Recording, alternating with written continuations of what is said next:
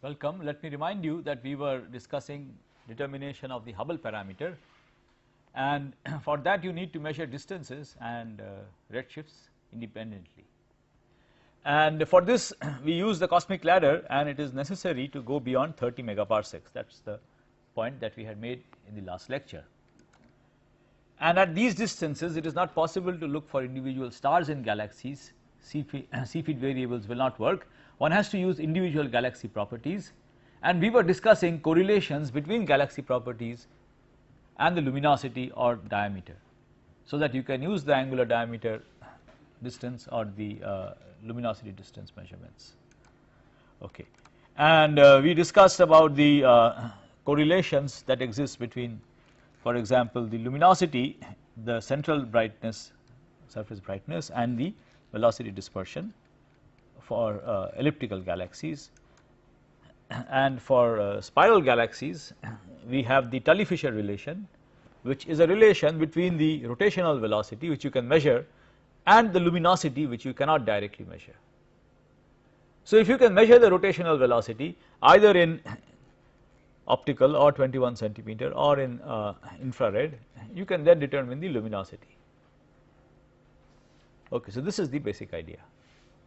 And so these ideas, the fact that there are correlations between the galaxy properties like luminosity or diameter and other things that you can observe, this allows us to use galaxies as standard candles or standard rulers.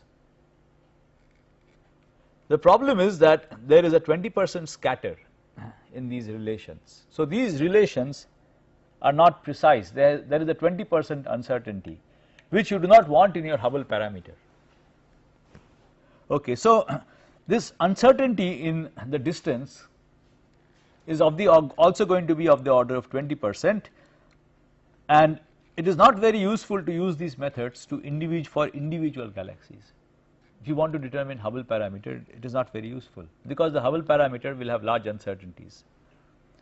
Now what one could do is, if you have many galaxies at the same distance, for which you know the distance is the same, then if you have, for example, n independent readings, measurements, independent estimates,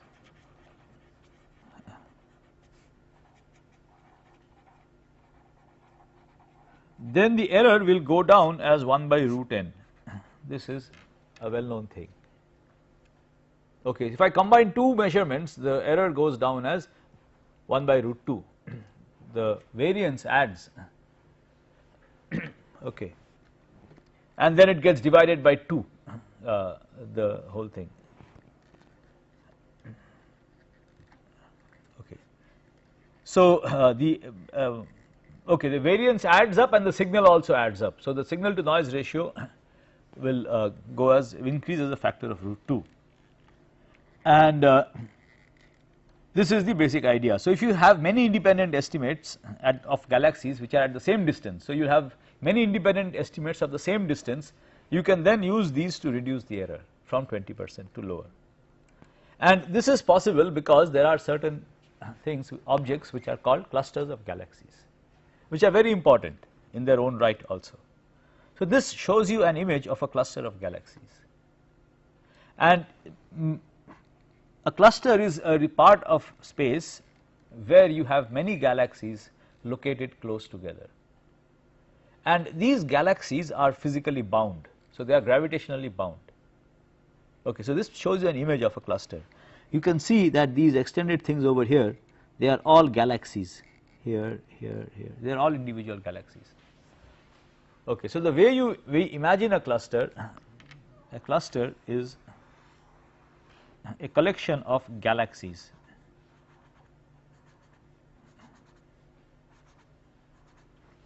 which are bound. Okay, so these galaxies are in virial equilibrium more or less. Okay, they form a bound structure. So if I am observing from far away, I can assume that the distance to all of these galaxies is the same, and I can then individually determine the distances to these galaxies and combine these to reduce the error. That is the basic idea. Okay, I will have, if there are n galaxies inside, I will have n independent estimates of the distance to the cluster.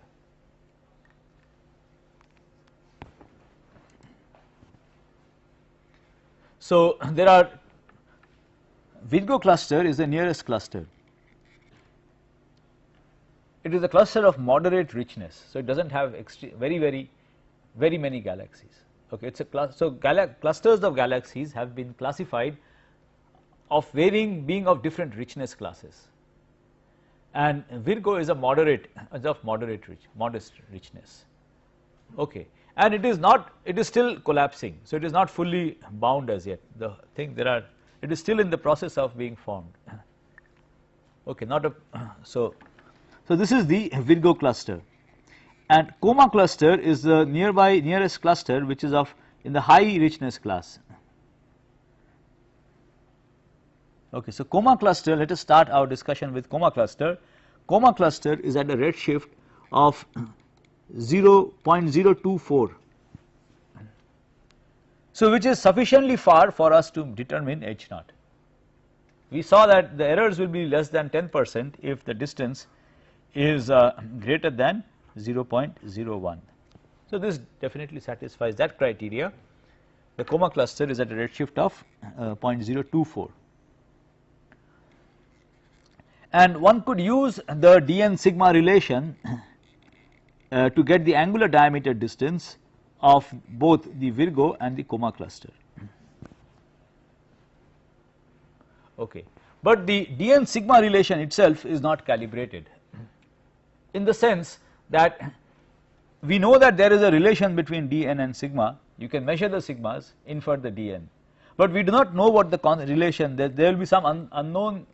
So we will not get the diameter, we will get something that is proportional to the diameter. To determine the diameter, you need to calibrate this relation using a sample of galaxies whose distances are known. Okay, that is the problem.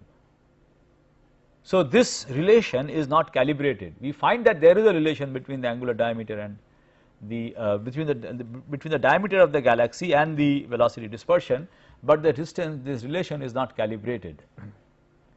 Okay, so if you use this, you will get something that is proportional to the diameter. So you can use this to determine the ratio of the distances to Virgo and Coma. And once you know the distance to so once you know the distance to Coma, you can use this, you can measure the redshift also. The redshift is 0.024. So you can, the distance measurement and the redshift measurement will together give you the Hubble parameter, but this will only give you the Hubble parameter in terms of the distance to Virgo. And if you use this, then the value of small h, which is Hubble parameter in 100 kilometers per second per megaparsec, turns out to be 11.9 megaparsec by d Virgo. So the distance to Virgo is unknown, because this method only gives us the ratio of the distances. Okay, I hope the difficulty is clear. So we know that such a relation does exist, but we do not know its calibration. So we have to calibrate this by relation, dn sigma relation, by determining the distance to Virgo. So how to determine the distance to Virgo? That is the basic problem. So one can determine the distance to Virgo using a variety of methods. So these are intermediate distances. Virgo is quite close to us, and one of them is the method of surface brightness fluctuations. This is a very clever method. Let me explain this to you. Again, imagine a galaxy. This is an image of a galaxy, and the galaxy we know has stars. So inside the galaxy there are discrete stars.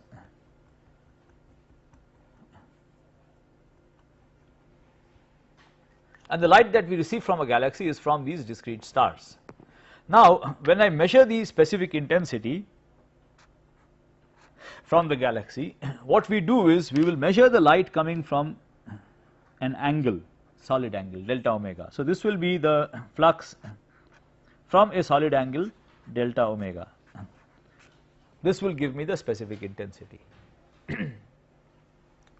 And the flux of the light coming, the flux from this region will be, the flux from this region will be equal to the area subtended by this solid angle into r square. So, it will essentially be equal to r square times the flux from the number of stars in this region, number density of stars per unit area,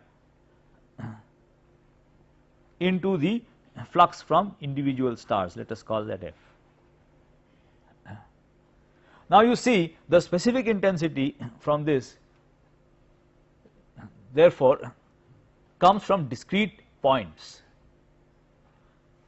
and it then follows that the number of stars in this region will have Poisson fluctuations, which, so this the variance of the specific intensity will be proportional to root n, the standard deviation in the specific intensity will be proportional to root n into r square. N is, let us assume, same, the number density of stars per unit area of a galaxy is same from galaxy to galaxy. So, the specific intensity fluctuations will be proportional to r, that is the crux of this argument.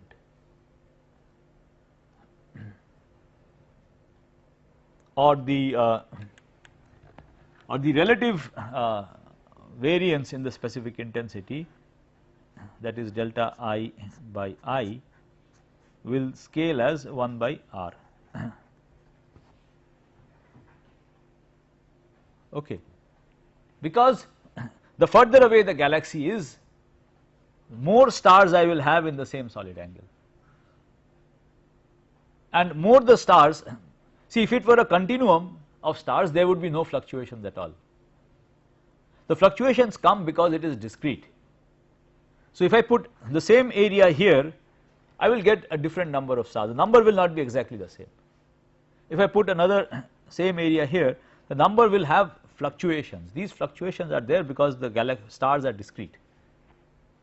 Okay, this is the Poisson fluctuation, and this varies, the variance, the standard deviation of this is proportional to the square root of the number. So, the fractional fluctuation is proportional to 1 by r.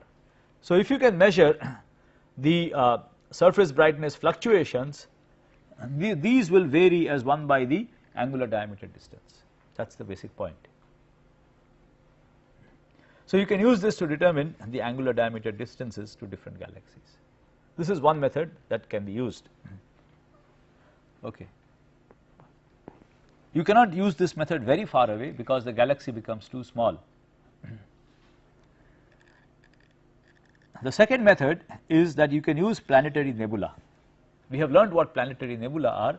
This planetary nebula is a stage in the evolution of a star where the outer shell becomes extremely large, so it has a high luminosity, and there are spectral emission lines which are typical of planetary nebula, so they can be identified, and the maximum luminosity of a planetary nebula is known. So, if you can identify a planetary nebula, the outer shell is expanding, and if you can determine the maximum luminosity of that, this is known. So, once you can do this, then you know you have a standard candle. Okay. So, these methods have around 5% error, and now, okay, with so you can use these methods and determine the distance to Virgo, and the distance to Virgo in terms of M31, which is a nearby galaxy. So, you have to apply the same method to both galaxies inside the Virgo cluster and this galaxy M31 which is nearby, which will allow us then to determine the distance to Virgo cluster in terms of the distance to M31. Again, these methods are not calibrated, there is no absolute calibration. All that we know is that these fluctuations are proportional to 1 by angular diameter distance. Okay, or this also. Okay, so you have to determine the calibration. So you can these methods are uncalibrated. So you can if you can apply them to two different galaxies at two different distances, they will give you the ratio of the distances. Okay, and this gives us a ratio that the distance to Virgo by distance to M31 is 20.65. Now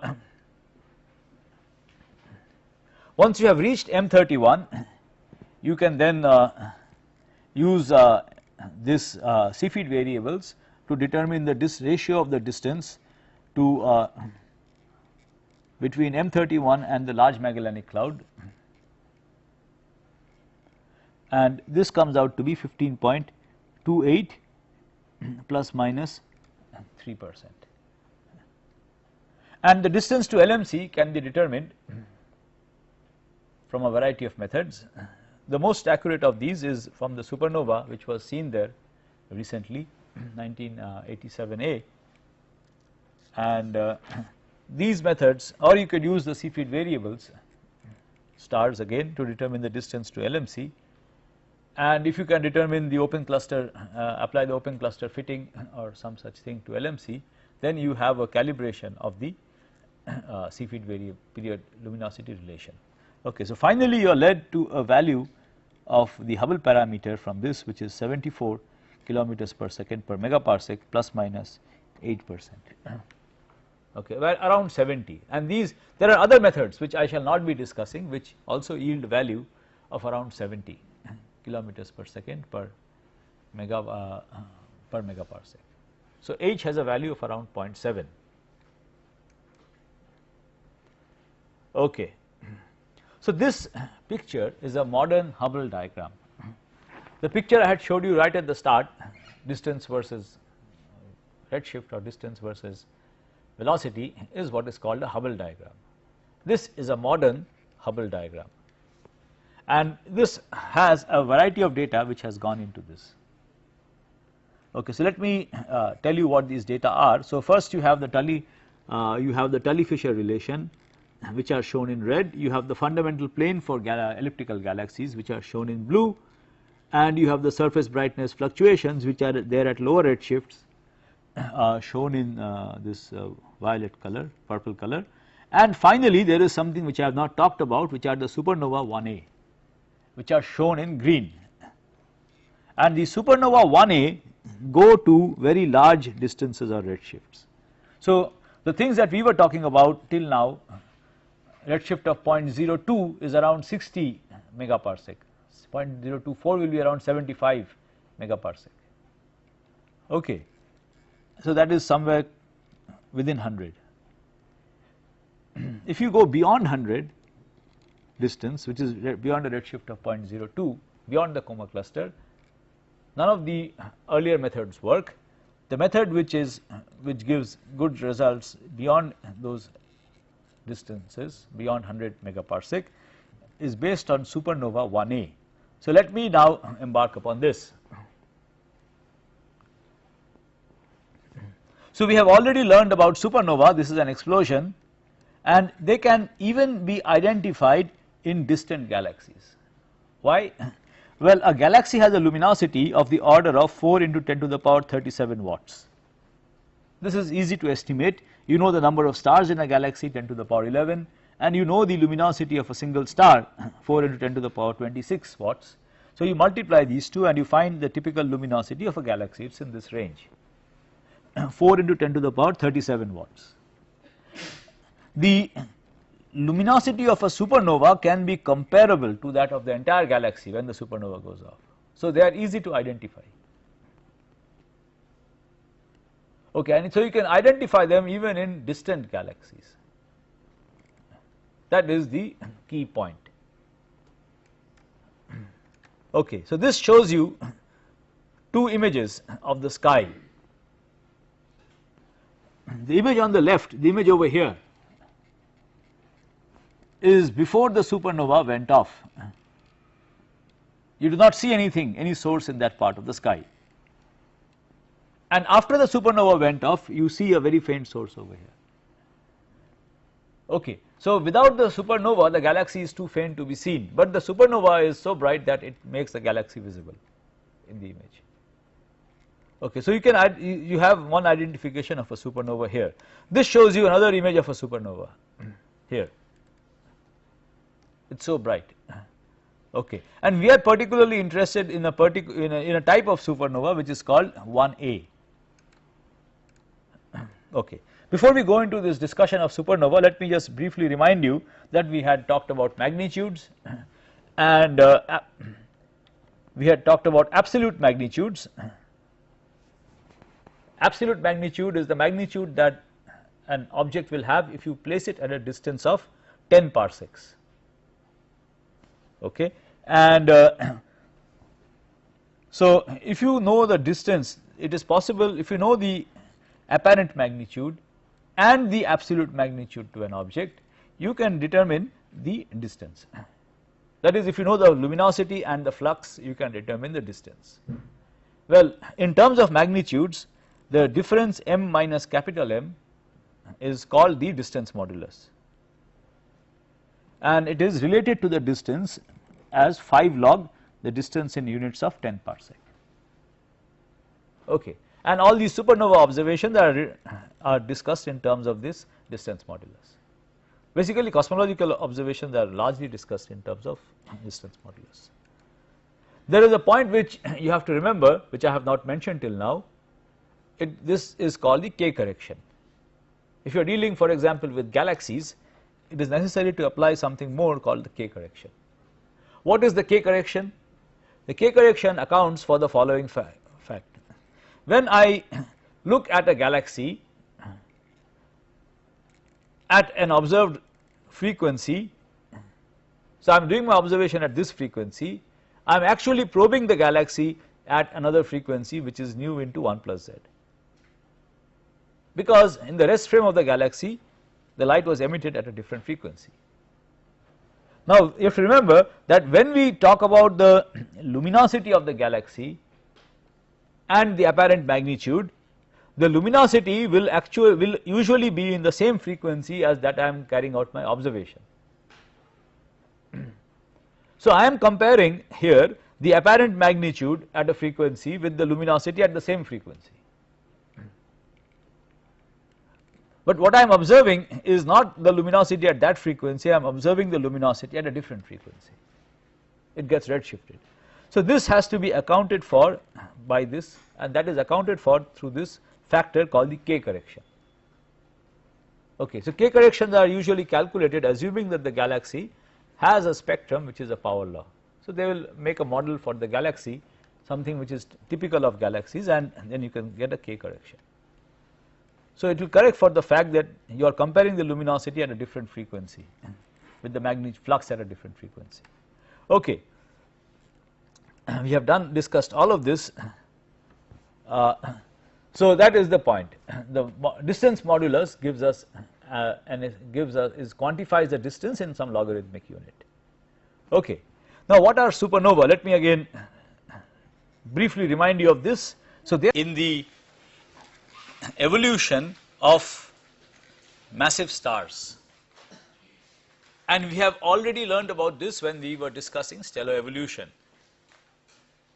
Supernova are denoted by SNE, and they are classified into two, type 1 and type 2.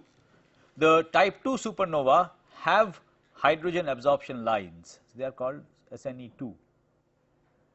And supernova where you do not see any hydrogen absorption lines, they are classified as type 1. So they are referred to as SNE1. 1 again is divided into 2, there is 1A and 1B.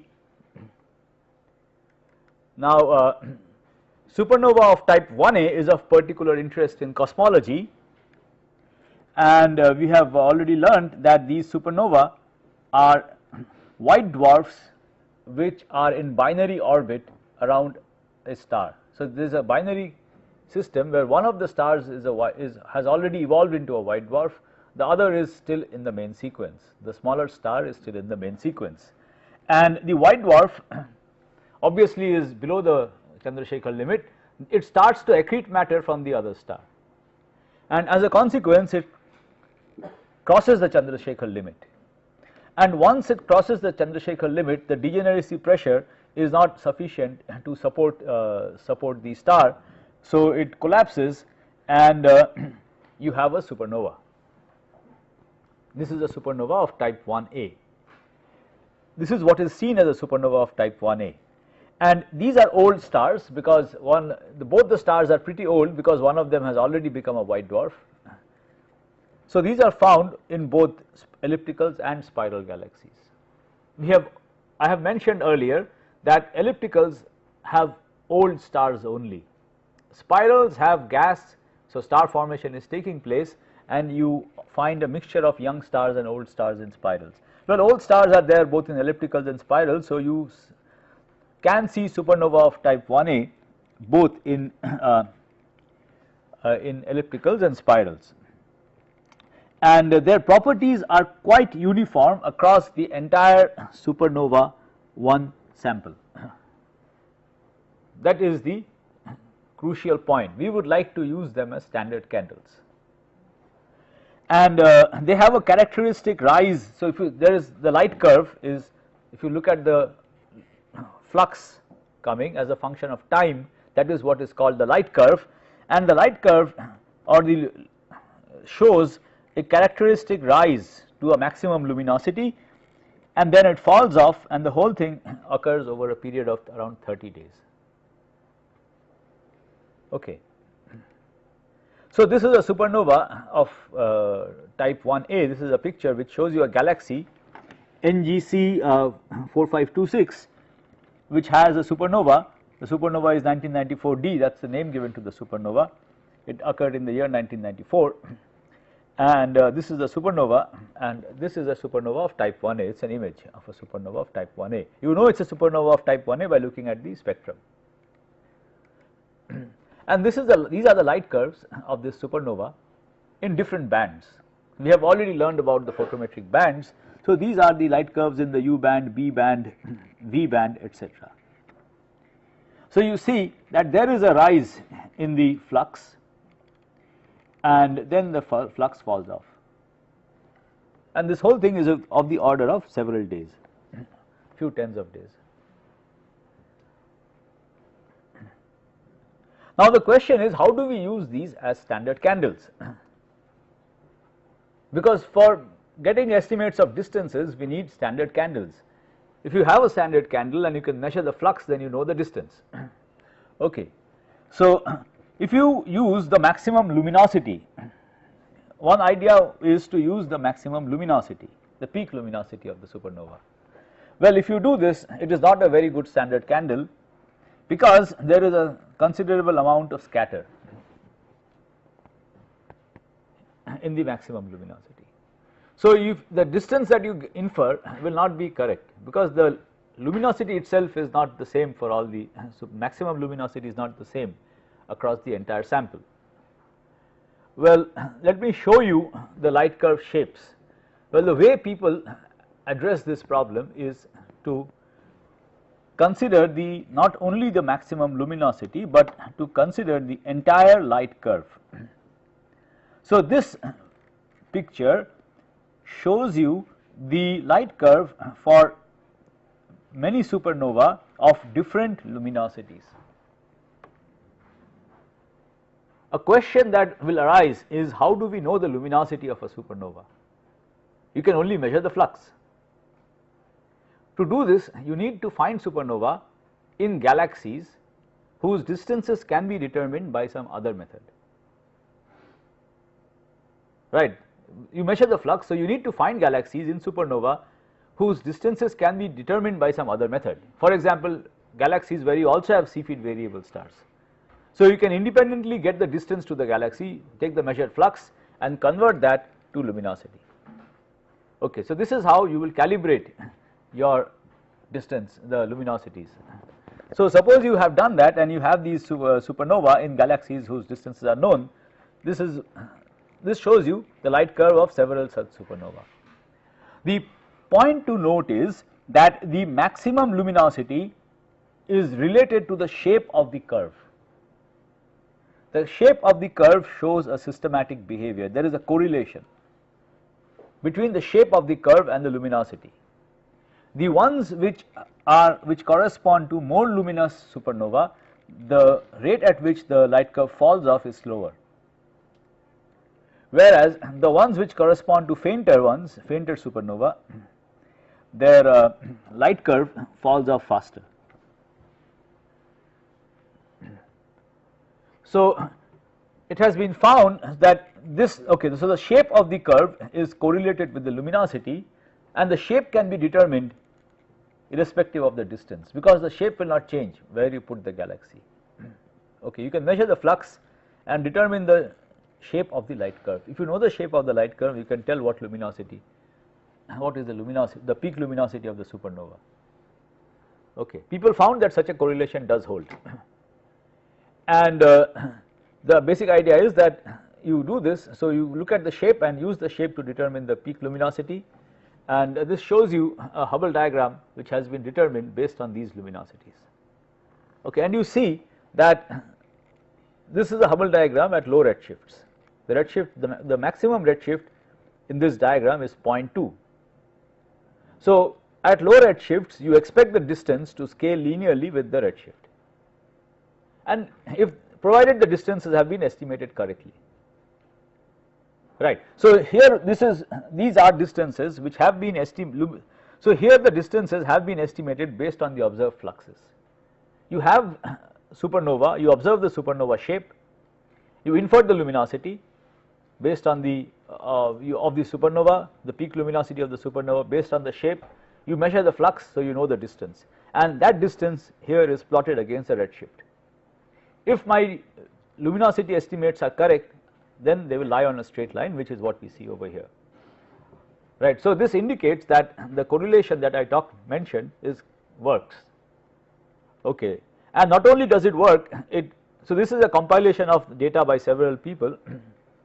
Not only does it work, it can also be used to determine the Hubble parameter, because the slope of this curve will give us the Hubble parameter. So I do not have the value, the precise value here, but it comes out to be close to 70 plus something, little more than 70. Okay, which is consistent with the estimates, the other estimate I told you about. Okay, so at low redshifts, the distance luminosity, the Hubble diagram comes out to be a straight line as expected, which indicates that the method works. It also gives us a handle on the Hubble parameter. Now it is the high redshifts which are interesting, because at high redshifts the relation between the luminosity distance, these are standard candles, so you will get the luminosity distance. At high redshift, the relation between the luminosity distance and redshift depends on the value of the cosmological parameters. So it depends on what constitutes your universe, and these curves will be different for different constituents of the universe. Okay, so let me explain the significance of these curves. Let me spend a little time doing that. The reference curve over here, shown in the black line, solid black line, is a model which has no matter. So okay, this picture is a model, considers a model which has three variables: omega matter naught, omega curvature naught, and omega lambda naught. And the reference line in this picture is a model which has omega curvature naught equal to 1 and rest are 0. So there is no matter, there is no cosmological constant or dark energy. Okay, this is the reference line, which is the one here. It is the reference line here. Okay. Now the thick line, the double line here. Okay, the dashed, let us look at the dashed one first. The dashed curve over here is a model which has omega matter naught equal to 1. a model which has only matter, nothing else, and the matter is, the density of the matter is exactly equal to the critical density, spatially flat. That is the Einstein de Sitter model. Okay, that is the dashed curve here. This shows you how the luminosity distance varies with redshift. And then you have the dotted curve over here. The dotted curve has omega matter naught equal to 0.3 and omega curvature 0.7. Cosmological constant is 0, and finally that is the dotted line over here. And finally you have a model where omega matter naught is 0.3 and omega lambda naught is 0.7, which is the one showed in double line. So this is the one shown over here. Okay, luminosity distance versus redshift. Now this is what is shown in the upper panel. The lower panel, what it shows you is the difference in the distance modulus. See, the main point is that the luminosity difference turns out to be different in these four models, and the luminosity distance is maximum in this range for the model which has, for this model. Okay. Now the distance can be quantified using the distance modulus, right? That is something we have discussed. So the distance can be quantified using the distance modulus. So you calculate the distance modulus for all these models. Take this as the standard reference, and then you look at the difference in the distance modulus between the different models with reference to this. Okay, that will essentially be the ratio of the distances, log of that. It will be the ratio of the luminosity distance in the two models, log of that. A difference in the distance moduli is a ratio of the distances. Okay, log of that. So this is what is being plotted here.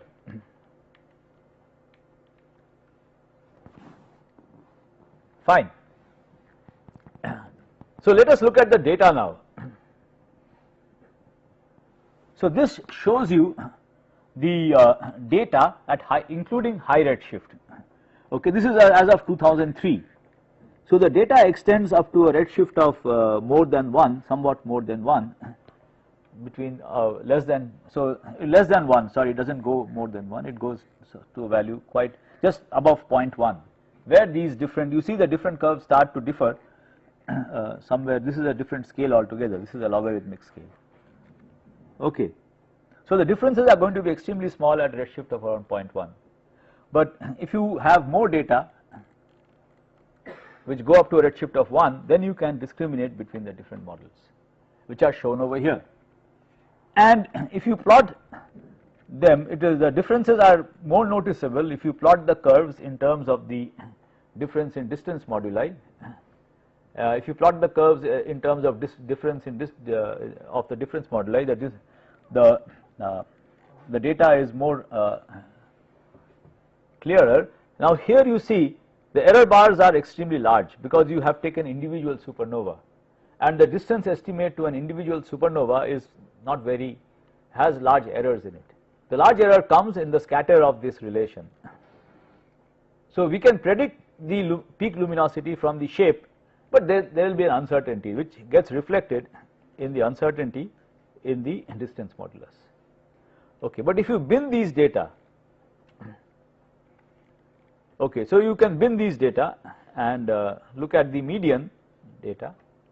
So here the data has been binned and one has now taken the median value of the distance modulus. It is quite clear that the observation favors a model which has omega matter 0.3 and omega lambda 0.7. Okay, the model which has just omega matter equal to 1 is not consistent with the data. Neither is the model where omega matter is 0.3 and omega lambda is 0.7. Neither is a model where there is no matter at all, it is all curvature, free expansion. Okay. So you require a model with some amount of cosmological constant to explain the data. So this was the this was using 209 supernova 1A. This is a reference 2003. Not very new, pretty old. Okay. Now so you can now consider a class of cosmological models where there are 3 parameters.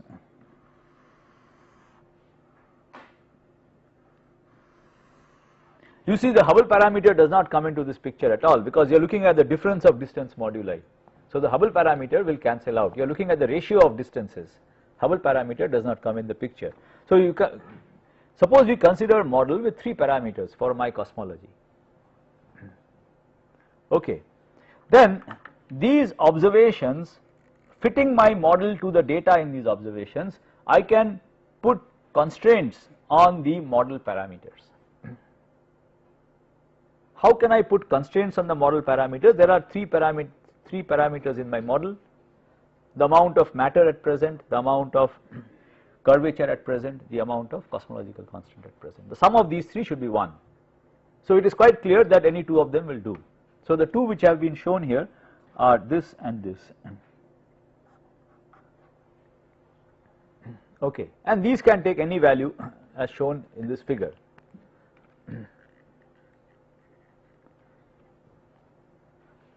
So this is a figure based on this. Okay, same data. Suppose we use it now to constrain the models. Okay, so this along the x-axis you have omega matter, along the y-axis you have omega lambda present.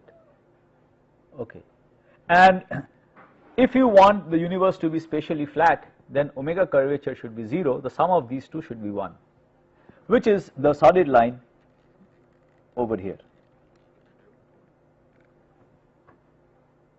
If you go below this line, you are in a model which is open. If you go below the solid line in this diagram, you are in a model which is open. So this omega curvature naught will be positive.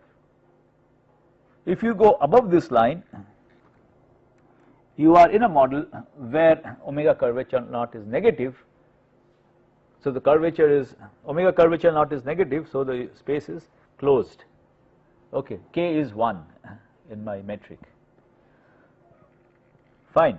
So we have a clear understanding of this. This is a solid line which is spatially flat, which corresponds to models which are spatially flat. Now what does this, how do we interpret this picture? Let me explain this to you. Suppose I take some combination of values of omega matter and omega lambda here. I take this point. This will be a combination of omega matter and omega lambda. I use these values of omegas to calculate dl. We know how to do that. So I use these values to calculate dl as a function of z, which we have discussed how to do. Suppose now I take my dl as a function of z and see if it is consistent with this data. The data has got the distances to different supernova, measured distances, right. The data has got the measured distances to different supernova. This is a distance modulus to different supernova as a function of redshift. Right, we know how to calculate distance modulus. Take d and divide by 10 parsec, take log of that, that will give me distance, and multiply by 5, it will give me distance modulus. Right. So I have the data for the distance modulus from observations. My model will predict something. How good is my fit, or what is the possibility, likelihood, what is the confidence with which I can say that this model is allowed or the model is ruled out. Okay. So these are confidence intervals. What these confidence intervals tell us is that the outermost curve over here,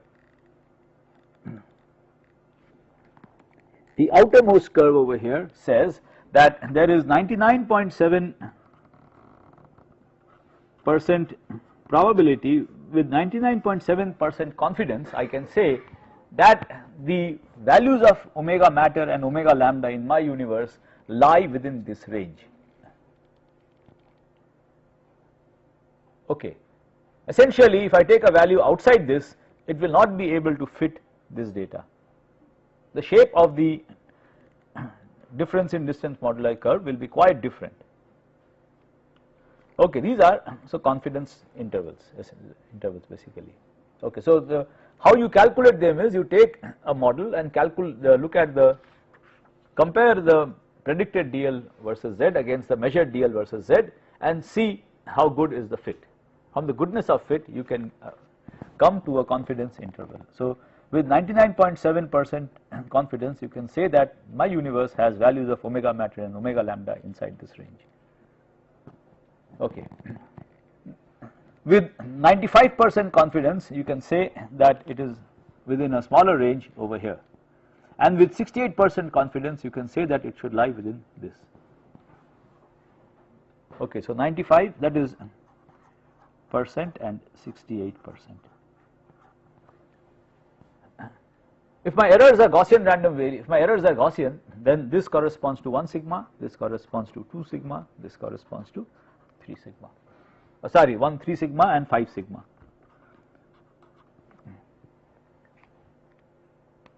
Okay.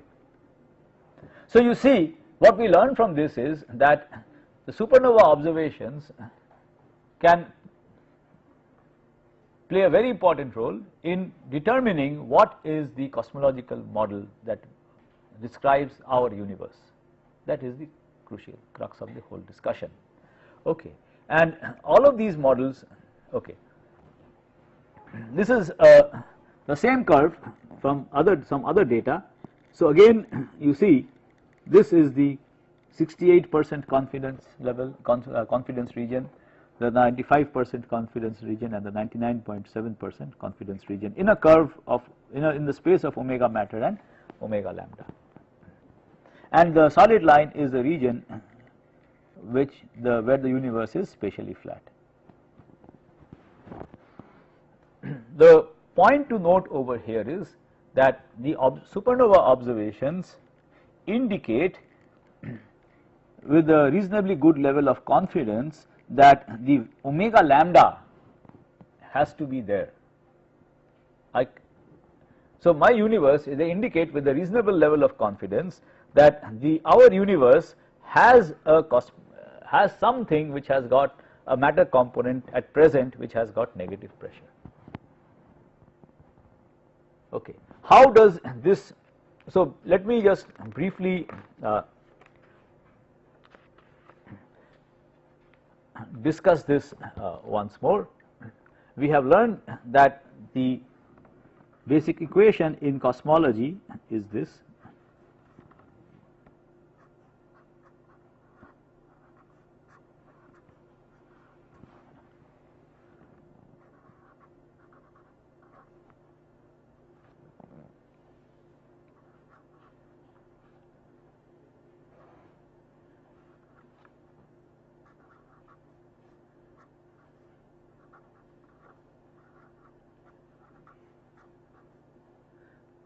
Oh, sorry, no.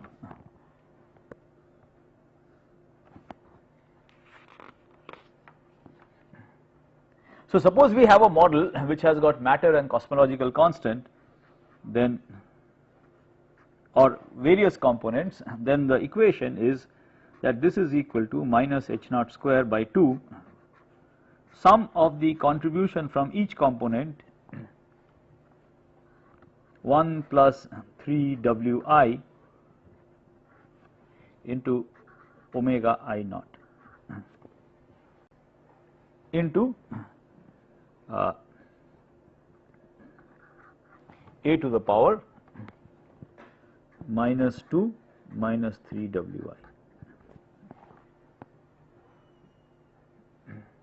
Okay.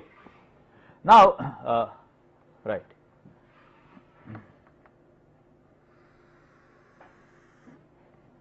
In this equation, if I have ordinary matter, then this term will be positive because Wi is 0. For matter, Wi is 0, which means that A double dot will be negative, because this is a positive term, this is a positive term, this is, the universe is going to be deaccelerating. Whereas if I have a cosmological constant, the pressure is negative, W is -1, so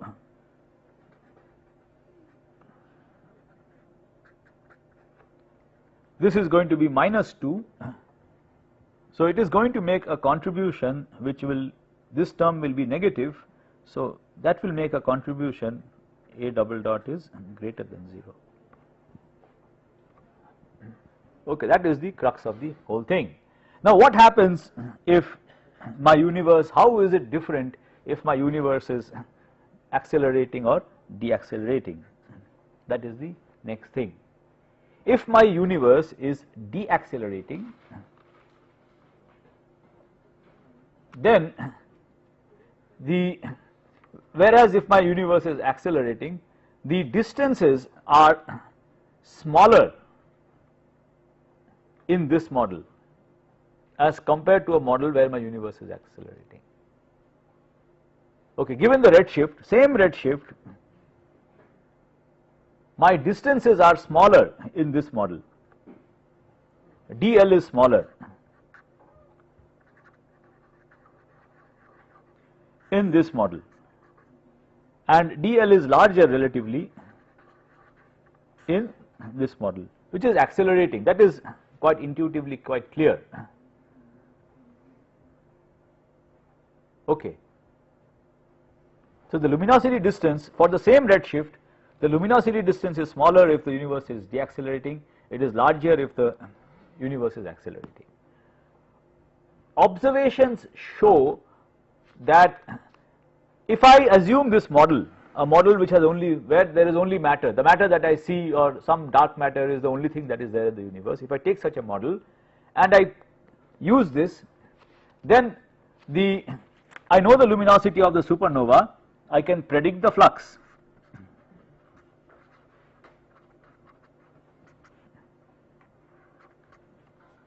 So I can predict how faint the supernova should be. It turns out that it is actually fainter than this, what this model will predict.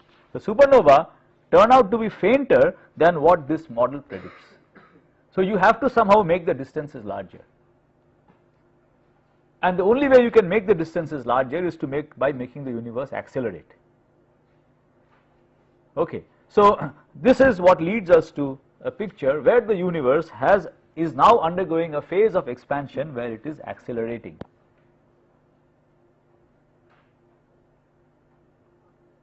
Okay, so the universe is now in a phase of expansion where it is accelerating. That is how we interpret these observations. Okay. Now you may ask the question, was the universe always accelerating? Obviously not, because as A becomes smaller, see, if you write down the equation for A double dot,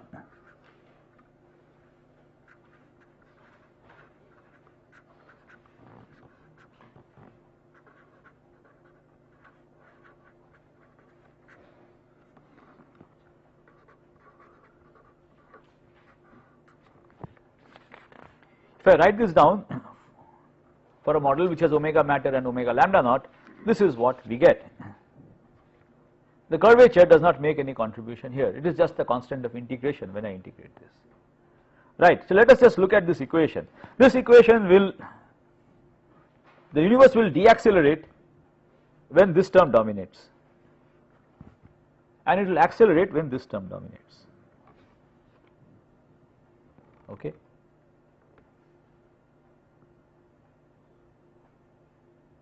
So there will be a transition from an deaccelerated phase to an accelerated phase depending on which of these two terms dominate.